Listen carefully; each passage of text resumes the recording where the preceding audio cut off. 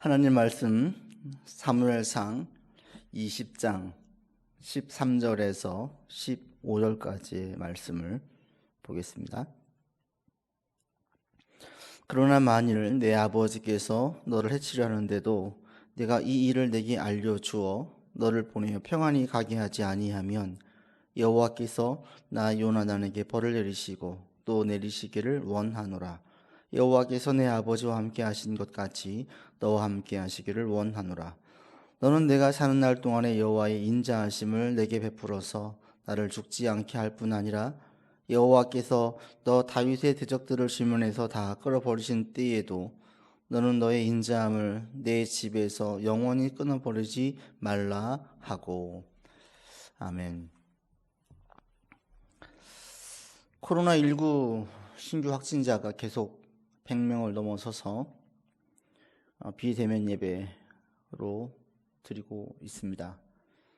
원치 않게 저도 거의 강제 수도원 생활을 하다시피 하고 있는데, 이 시기를 통해서 많은 것들을 다시 정립해보고 또 앞으로의 목회에 대해서도 대단히 진지하게 목회 방향에 대해서 생각을 많이 하고 있습니다. 이 코로나19로 교회 내 모든 사역이 다 중단되었죠. 그래서 많은 분들이 지금 대단히 답답해하고 있고, 저도 마찬가지고, 그러면서 이전처럼 다시 활동할 수 있는 상황이 빨리 왔으면 하는 마음이 제일 크지요. 그리고 함께 했던 그 시간들이 얼마나 귀했는지를 다시 깨닫게 됩니다. 함께 예배를 드리지 못하지만 이런 시간을 통해서 새롭게 생각하고 또 깨닫게 되어지는 부분도 있습니다. 그 중에 한 가지가 하나님의 일에 대한 부분인데요. 하나님의 사역. 우리가 교회 사역을 하지 못하다 보니까 하나님의 사역을 아무것도 하지 못하는 것으로 생각하시는 분들이 있어요. 교회에서 봉사하지 못하고 선교도 하지 못하고, 그러다 보니까 하나님의 일은 내가 전혀 하지 못하는 걸로. 그런데 하나님의 일은 교회 안에만 있지 않거든요. 저도 설교를 준비하면서 또 모든 게 올 스톱된 이 상황 가운데에서 그동안 너무나 하나님의 일을 교회 안에만 생각하고 교회 안에 관련지어서만 생각했다라는 그 느낌을 갖게 됐습니다. 교회 밖에서도 하나님의 일이 있음을 설교 때 얘기하긴 했지만 그렇게 크게 강조하지 않았던 것 같고 큰 영역이라고 생각을 하지 않았던 것 같습니다. 근데 오히려 지금 이렇게 전혀 교회 활동을 하지 없는 이 시기를 통해서 하나님의 사역과 하나님의 일이 교회 밖에도 대단히 크게 있는데 그걸 되게 인지하지 못했구나라는 걸 깨닫습니다. 오늘 본문도 바로 이런 부분을 깨닫게 해줍니다. 하나님의 일이 무엇이냐라고 할 때 오늘 다윗과 요나단을 통하여서 하나님의 일이 교회 밖에서 어떤 일이 있는지를 깨닫게 해줍니다. 오늘 본문의 배경은 다윗과 요나단이 서로 언약을 맺습니다. 다윗이 위험을 깨닫고 사울의 심중을 알고 싶어서 요나단에게 부탁을 하고, 요나단이 흔쾌히 대답을 하면서 그리고 다윗과 한 가지 계약을 맺습니다. 언약을 맺는데 언약 맺기 전에 요나단이 대단히 한 가지를 중요하게 여기고 있음을 알 수 있습니다. 그게 13절이죠. 만일 내 아버지께서 너를 해치려는데도 내가 이 일을 내게 알려주어 너를 보내어 평안히 가게 하지 아니하면 여호와께서 나 요나단에게 벌을 내리시고 또 내리시기를 원하노라. 지금 다윗이 어려움에 처해 있다는 것을 요나단이 알아요. 그래서 요나단은 다윗에게 말합니다. 내가 너를 도와주겠다. 만약에 너를 돕지 않으면 하나님께서 내게 벌을 내릴 거다. 바꿔 말하면 요나단은 이렇죠. 다윗을 돕는 것이 자신이 반드시 해야 하는 하나님의 일로 보았어요. 다윗을 돕는 것, 이게 하나님의 일이라는 거예요. 이게 하나님의 사역이라는 거예요. 우리가 누군가를 돕는 것을 하나님의 일로 봅니까? 보통은 그렇게 생각하지 않아요. 도움이 필요한 사람을 돕는 것을 그냥 선행으로 제안하고 착한 일을 했다라고 이야기를 하지, 그것을 마치 선교나 교회에서 봉사하듯이 하나님의 일로 직접적으로 연결시켜 보진 않아요. 그런데 누군가를 돕는 일이, 특히 요나단의 경우에는 다윗의 위험 가운데서 다윗을 보호하고 돕는 것을 하나님의 일로 보았어요. 가만히 성경 말씀을 찬찬히 살펴보면 돕는 것이 하나님의 일이에요. 누가복음에 한 율법사가 예수님에게 와서 묻습니다. 최고의 율법이 무엇입니까? 하나님을 사랑하라, 이웃을 사랑하라, 최고의 율법이다 말씀하죠. 다시 묻습니다. 그러면 누가 이웃입니까? 그러자 예수님께서 이웃이 누구인지, 이웃 사랑이 무엇인지 한 비유를 들어서 설명합니다. 그게 우리가 알고 있는 선한 사마리아인의 비유지요. 한 사람이 강도를 만났습니다. 그 강도를 제사장도 레위인도 아닌 사마리아 사람이 도와줍니다. 근데 여기서 우리가 선한 사마리아인에게만 주목할 것이 아니라 예수님 비유 가운데 강도 만난 자도 좀 주목해 볼 필요가 있어요. 강도 만난 사람은 제사장이 아니에요. 서기관이 아니에요. 바리새인이 아니에요. 그 당시 평범한 우리 주변에 있는 일반 사람이에요. 보통 사람이에요. 그 사람을 지나가던 사람이 자신이 하던 일을 다 중단하고 자기 물질을 들이고 자기 시간을 들여서 이 상처를 치료하고 여관에 데려가서 회복될 때까지 그 모든 비용은 다 지불했어요. 돌아올 때 다시 들리겠다고 말했습니다. 이걸 우리로 말하면 누군가 큰 위험에 빠져 있을 때 그를 병원에 데려가는 거예요. 그리고 그 사람이 아직 인사불성일 때에 대신 치료비 내주고 그 사람이 보호자 역할을 한다는 거예요.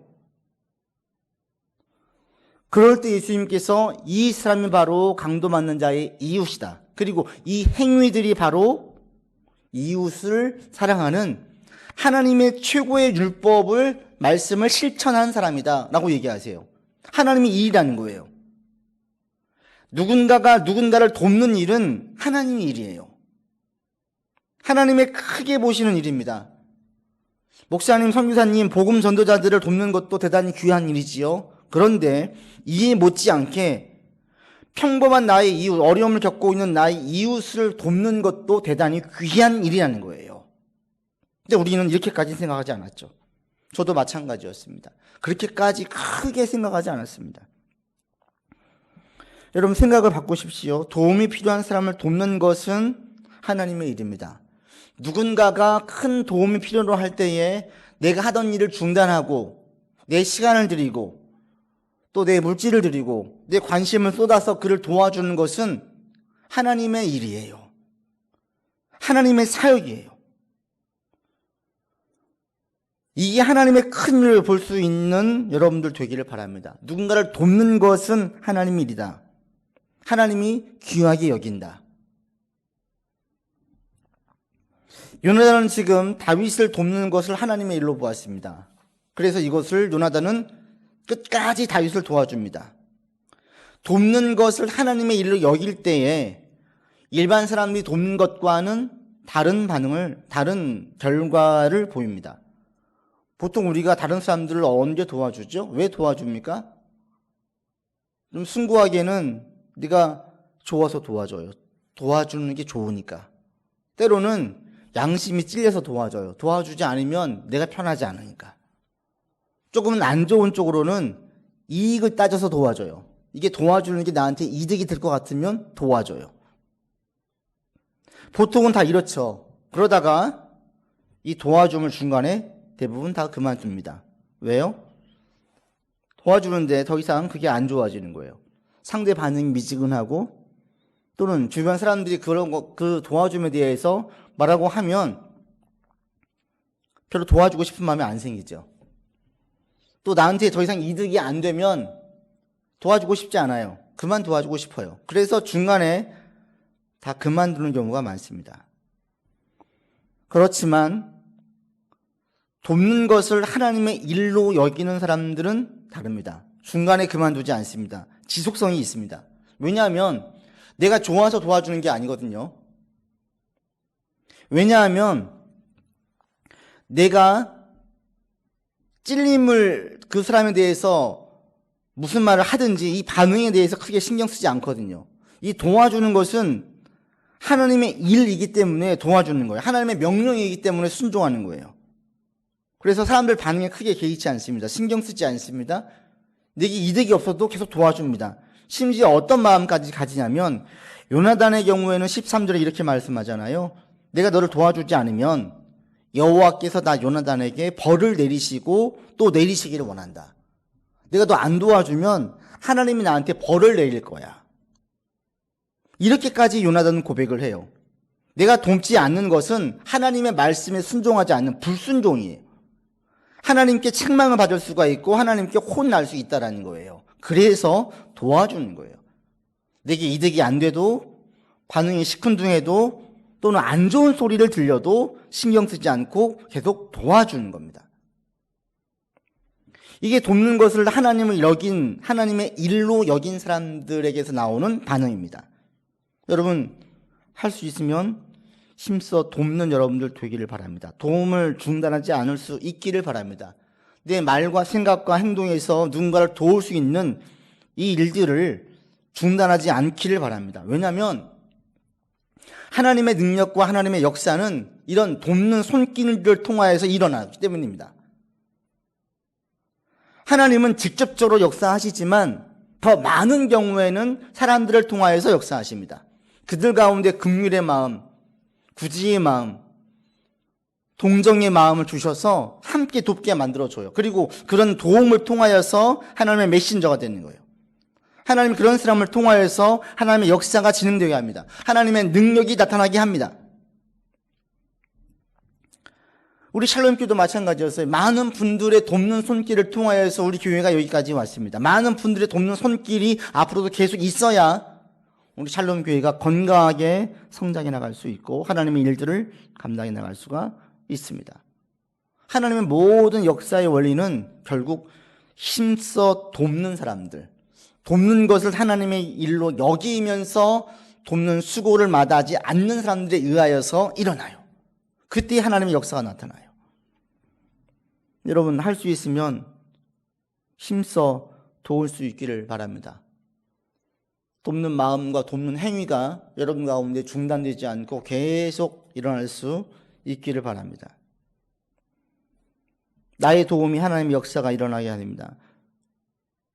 나의 도움이 하나님의 일이 순적하게 진행되게 만들어줍니다. 나도 모르는 사이에 내가 하나님께 쓰임받고 있어요. 하나님이 나를 도로 삼아서 하나님의 능력과 역사를 드러나게 해줍니다.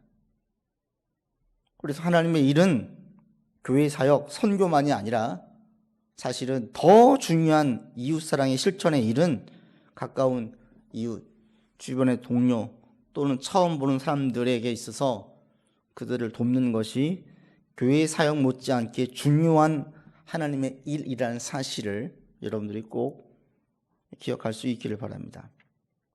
요나단은 강하게 압박을 느꼈어요. 다윗을 돕는 것을 하나님의 일로 여겼습니다. 그러면서 이제 언약을 맺습니다. 그게 14절로 16절까지 언약의 내용인데, 언약의 내용을 보면 좀 이상한 부분이 있어요. 뭐냐면 핵심 내용은 그렇습니다. 요나단이 다윗에게 자기를 그리고 자기의 가족을 부탁해요. 은혜를 베풀어 주기를, 나중에 훗날 인자함을 보여주기를 부탁을 해요. 누가 누구에게 부탁하냐면 지금 도망자로 있을 다윗에게 요나단이 왕자이고 권력자인 요나단이 부탁해요. 우리말로 하면 그렇죠. 나중에 너 잘 되면 나 좀 부탁해. 우리 식구 좀 챙겨줘. 이게 바로 요나단이 한 부탁이에요. 이런 부탁들은 주로 누가 누구에게 합니까? 도움을 받을 사람이 부탁을 하는 거예요. 우리 친척 중에 누가 로스쿨에 들어가고 우리 친척 중에 누가 의대에 들어가면 얘기를 하잖아요. 나중에 너 잘 되면 이제 우리 집안에도 의사 하나 있으니까 도움 받겠네. 잘 좀 부탁한다. 조카야. 이렇게 얘기를 하잖아요. 우리 집에 어려움이 생기면 이제 법조계에 인물이 있으니까 우리도 이제는 법에 대해서 좀 도움을 받겠네. 이렇게 얘기를 해요. 잘 나가는 사람, 잘 나갈 사람에게 부탁을 해요. 그러니까 상황을 볼 때에는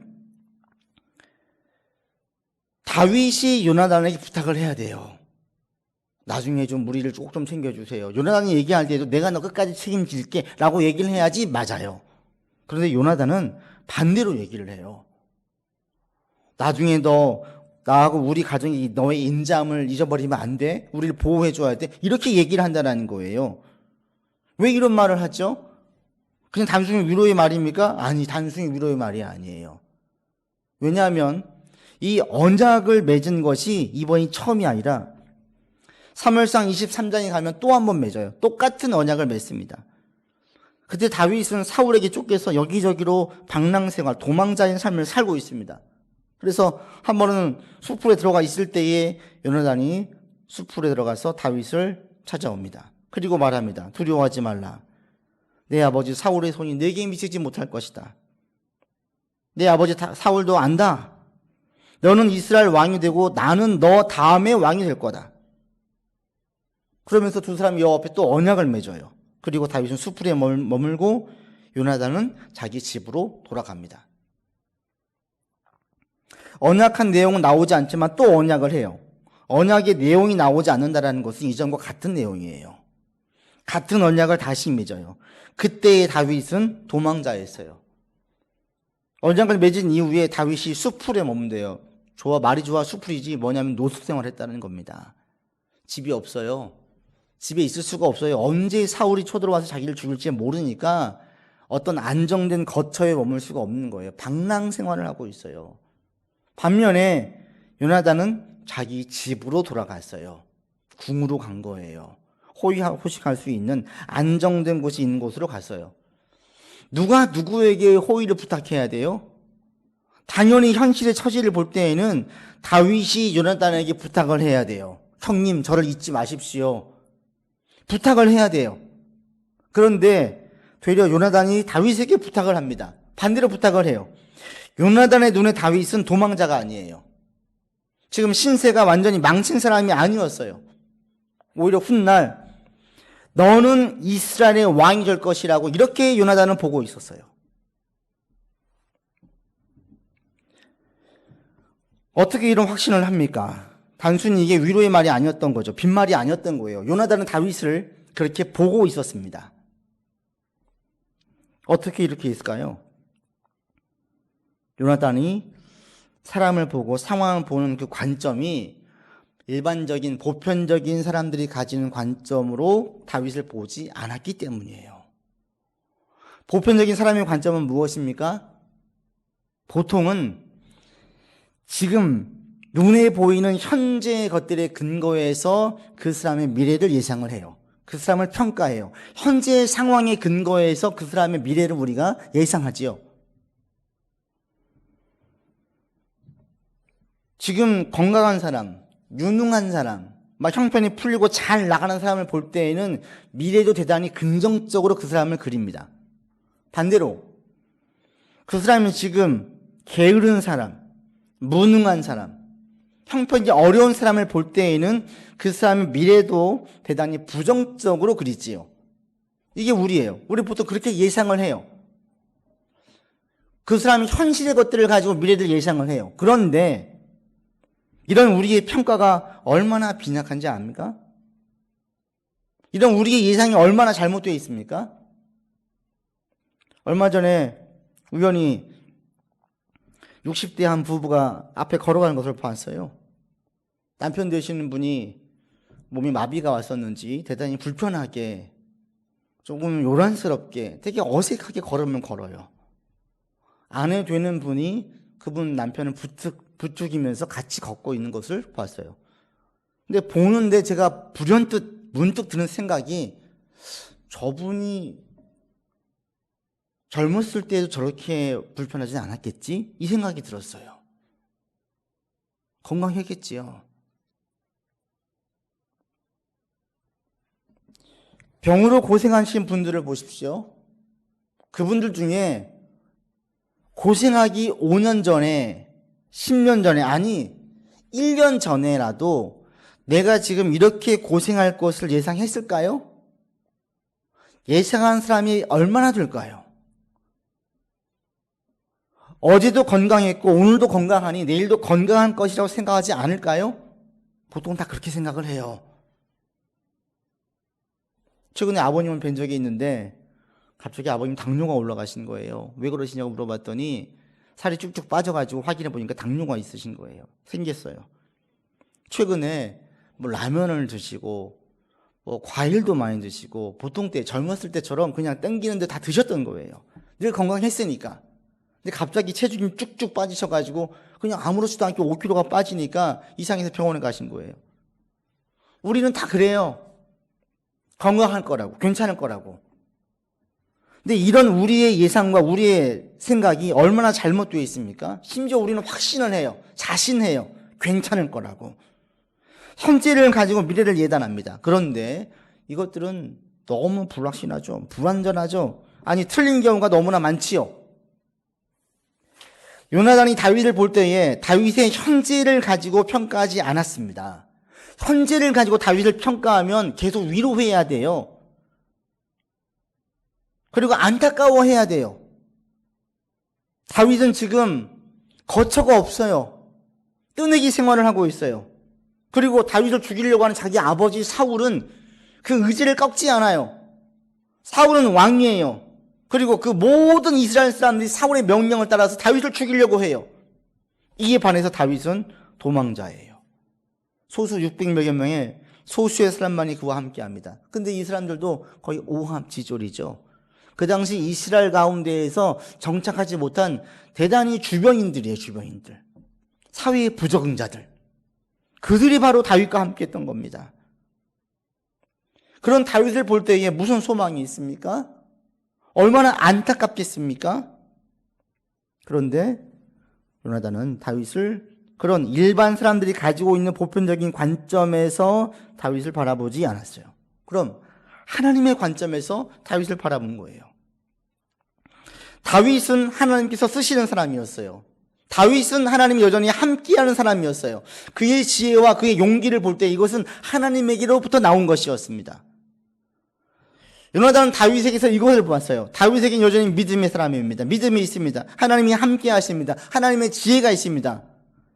이걸 가지고 있는, 이걸 깨달은 요나단은 다윗을 달리 본 겁니다. 왜요?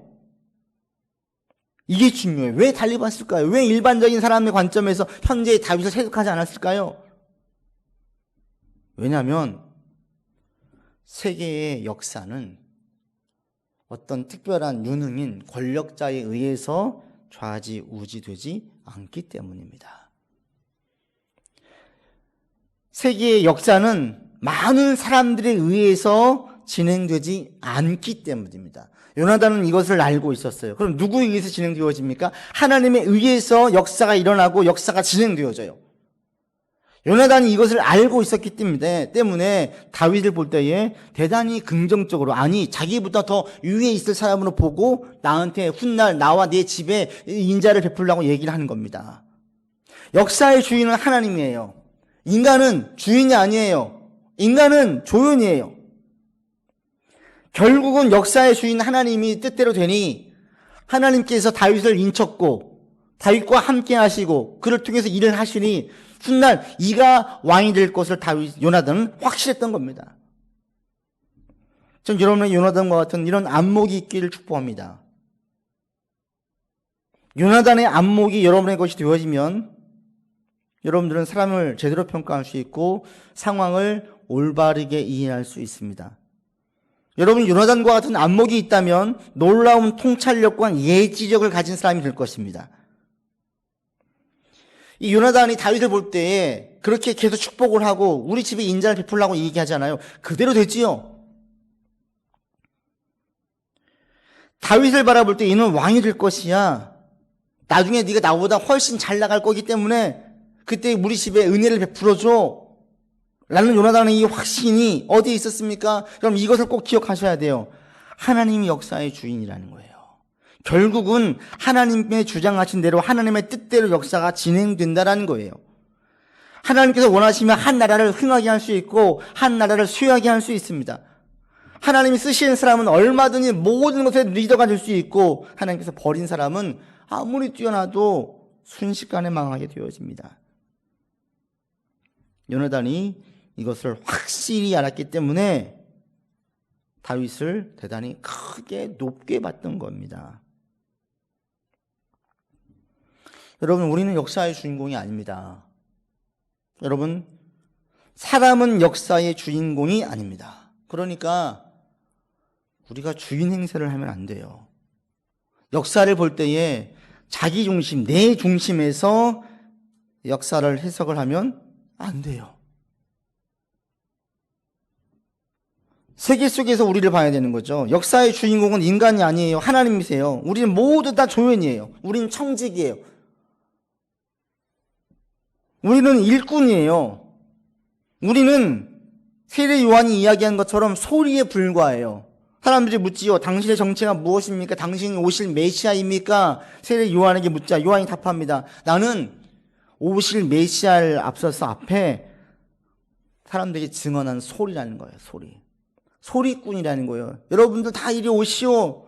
앞으로 오실 이 메시아에게 주목하십시오. 내가 메시아가 아니라 나는 조연이라는 거예요. 소리라는 거예요. 우리는 소리예요. 우리는 태양이 아닙니다. 태양으로부터 봐서 생겨진 크게 은혜를 입고 있는 한 그루 나무에 불과한 거. 이게 우리예요. 때문에 내가 역사를 바꿀 수 있다든지 내가 상황을 통제할 수 있다든지 이런 오만에 빠지지 않기를 바랍니다. 하나님은 우리 교회는 지킬 것이라든지 우리는 하나님의 자녀이기 때문에 절대로 바이러스에 걸리지 않을 것이라든지 이런 오만 당잔 언행은 있을 수 없는 거예요. 이것은 역사의 주인공을 자기로 보기 때문에 나오는 얘기입니다. 내가 상황을 통제할 수 없습니다. 내가 역사를 바꿀 수 있다고 생각하지 마십시오. 우리 할 수 없습니다. 우리가 할 게 무엇입니까? 우리가 할 것은 하나님께서 어떤 방향으로 역사를 이끌고 나가시는지를 살피는 거예요. 이게 지금 우리가 할 일이에요. 하나님께서 어떻게 역사를 이끌고 나가실까? 어떻게? 요나단은 자신을 역사의 주인공으로 보지 않았습니다. 사람을 주인공으로 보지 않았습니다. 자기 아버지도 역사의 주인공이 아닙니다. 오직 하나님만이 역사의 주인공으로 인정했습니다.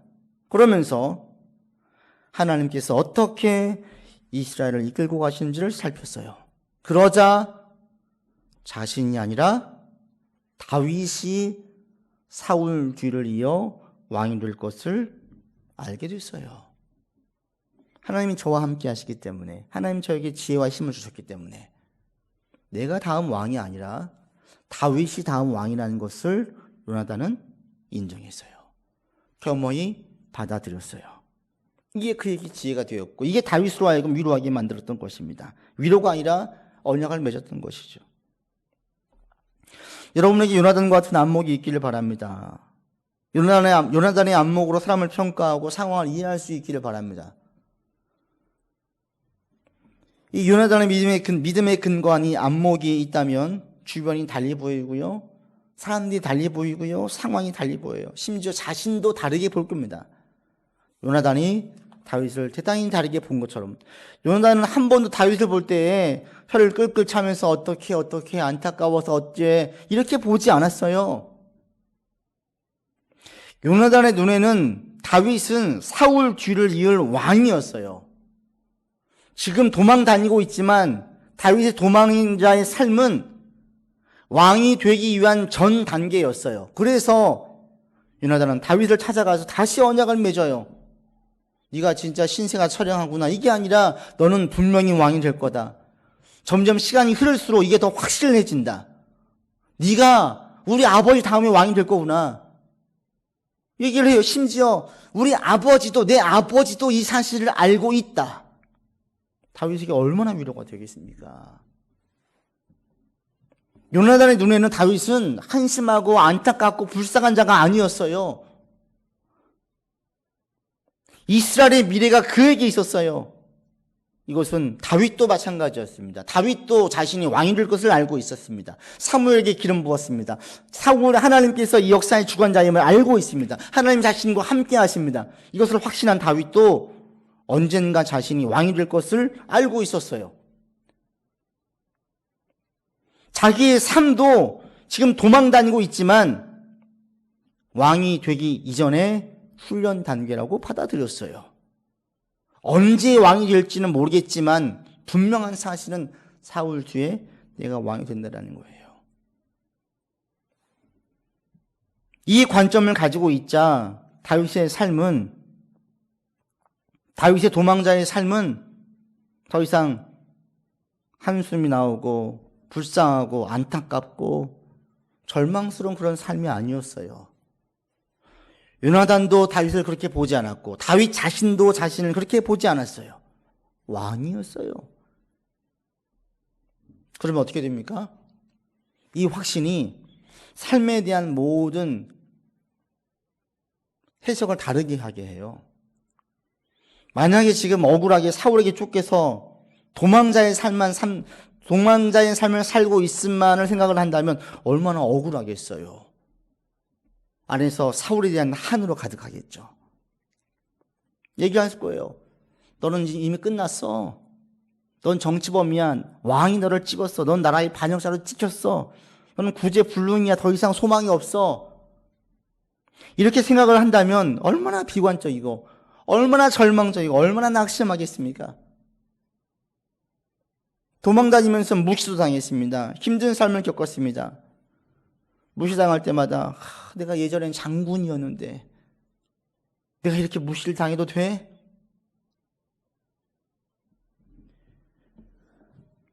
보편적인 사람의 관점을 가지고 있다면 이렇게 해석을 했겠지요. 그러나 다윗은 이렇게 해석하지 않았어요. 한숨 쉬지 않았어요. 절망하지 않았어요. 비관하지 않았어요.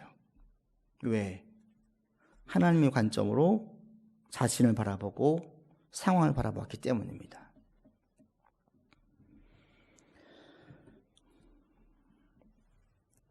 여러분도 마찬가지입니다.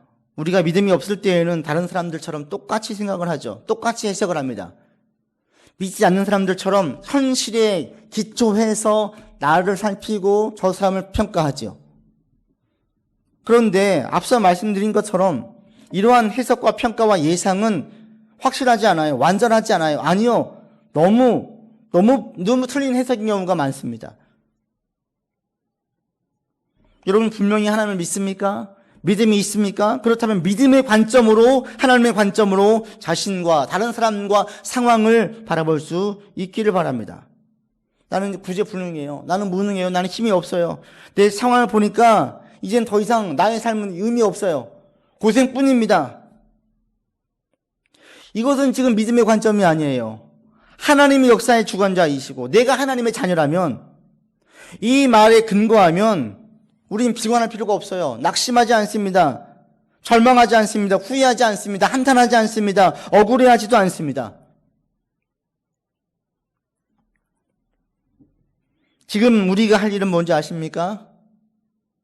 역사의 주관자이신 하나님께서 이 세계를 어떤 방향으로 이끌어 가실까? 이 질문이에요. 역사의 주관자이신 하나님께서 세계 속에서 이 대한민국을 어떻게 쓰실까? 대한민국 가운데에서 이 서울을 어떻게 쓰실까? 이 대한민국에 있는 이 한국교회에게 지금 무엇을 바라고 계실까? 한국교회 가운데에서 우리 샬롬 교회를 하나님께서는 어떻게 자리매김하고 어떻게 쓰기를 원하실까? 우리의 가정과 나는 하나님께서 어떻게 쓰시고 어떻게 이끌어 가시기를 원하실까? 이 물음이에요. 여러분들이 계속 이런 물음을 던지면 어느 순간 내가 무엇을 해야 할지를 알게 돼요. 정확히 알게 됩니다. 요나단이 믿음의 안목으로, 믿음의 관점으로 다윗을 바라봤어요. 그러면서 요나단에게 할 일은 정확해졌습니다. 한 가지는 다윗을 보호하는 일이었어요. 그리고 다윗에게 힘을 주는 일이었습니다. 사울로부터 다윗을 보호합니다. 이게 하나님의 일이에요. 다윗을 돕습니다. 이게 하나님의 일이에요. 그리고 또 직접 찾아가서 그에게 확실 가운데에서 다시 한번 믿음의 권면을 해줍니다. 이게 자기가 할 일이었어요. 또 한편으로는 뭡니까? 자기 아버지 사울을 도와서 이스라엘 나라를 견고히 세우는 거였어요. 왕이 될 것은 자기에게 있어서 중요하지 않았습니다. 왕이 되기 위해서 할 일이 아니었습니다. 자신에게 지금 할 일은 역사의 주관자이신 하나님께서 보실 때에 이스라엘의 초석을 닫는 데 자기가 지금 쓰임받기 원했기 때문에 사울 왕을 도와서 전쟁에 나가서 이방 민족과 힘써 싸우며 이스라엘을 견고하게 했습니다. 이게 자기가 할 일이었어요. 그래서 그 일에 최선을 다하다 전사했습니다. 다윗도 마찬가지입니다. 다윗이 할 일은 무엇입니까? 왕이 될 때까지 살아남는 거였어요. 왕이 될 때까지 살아남는 게 다윗의 일이었어요. 그래서 미친 척하면서 살아남고 계속 도망다니면서 살아남아요. 이게 자기가 할 일이에요. 그러면서 말씀에서 떠나지 않게 버티는 거였어요. 그러면서 도울 수 있을 때 이스라엘 백성들, 이스라엘 민족들을 힘써 도왔어요. 왜? 나는 훗날 왕이 될 것이니까. 지금 자기 고가 석자인데도 전리품의 일부를 나눠요. 이스라엘 민족에게 해를 가하지 않아. 이게 자기가 할 일이었어요. 명확히 지금 내가 무엇을 해야 되는지를 알고 있었어요. 하나님이 역사의 주관자이시고 인간은 조연자인다는 사실을 분명히 알면, 그러면서 하나님의 뜻이 무엇입니까? 하나님 어떻게 역사를 이끌고 나가시길 원하십니까? 라고 묻다 보면 자신이 할 일이 명확해져요. 그리고 그 일에 이제는 의미가 부여가 되어지고, 그러면 더 이상 그 겪고 있는 모든 것들이 헛고생, 생고생, 한이 되는 고생들이 아니에요. 여러분들에게 이런 믿음이 있기를 간절히 축원합니다. 요나단과 다시 다윗처럼 하나님이 역사의 주관자이심을 분명히 알 때에, 확신할 때에, 인간은 조용에 불과하다는 사실을 분명히 알 때에, 현실을 가지고 미래를 예상하는 것이 얼마나 어리석은 것인지를 깨달을 때에, 중요한 것은 결국 하나님 말씀대로 된다는 이 사실을 확신할 때에 우리는 물을 수 있어요. 하나님 어떻게 이끌고 가길 원하십니까? 이 코로나 바이러스로 한국교회가 예배를 드리고 있지 못하는 이 상황 가운데에서 우리 한국교회 주신 메시지가 무엇입니까? 지금 코로나가 재확산되는 데에 교회가 정말 나쁘게 큰 역할을 했는데, 이때 한국교회가 무엇을 깨달아야 됩니까? 교회의 성도들은 이것을 향해서 누구에게 탓을 해야 됩니까? 우리가 물어야 돼요. 그리고 지금 우리 교회는 무엇을 해야 됩니까? 나는 한 성도로서, 교인으로서 나는 무엇을 담당해야 됩니까? 무엇을 할지를 물어야 돼요. 그러면 하나님께서 점점 알려주세요. 그리고 명확해져요. 그러면 겪고 있는 모든 일이 의미 있는 일로 다가옵니다. 다윗이 사울에게 쫓기는 것이 억울한 일도 아니고 한스러운 일도 아니듯이, 비굴한 것도 아니듯이, 대단히 의미 있게 다가오듯이 우리의 삶에서도 의미 있게 다가와요. 최근 영국의 한 연구 조사에 의하면 자기가 하고 있는 일에 의미를 부여하지 않는 사람들이 거의 30% 가까이 된다고 얘기해요. 일을 하는데 의미 없이 일을 하는 거예요. 근데 앞으로 미래학자들이 더 많은 사람들이 이렇게 될 거라고 이야기합니다. 인공지능 시대가 되어지면 사람들은 마치 기계의 한 부속품처럼만 쓰임받는다는 거예요. 별로 중요하지 않은 일들을 하게 되는 사람들이 더 많아진다는 겁니다. 그러면 가치를 못 느끼죠. 의미를 못 찾는 거예요. 근데 우리 그리스도인은 그렇지 않습니다.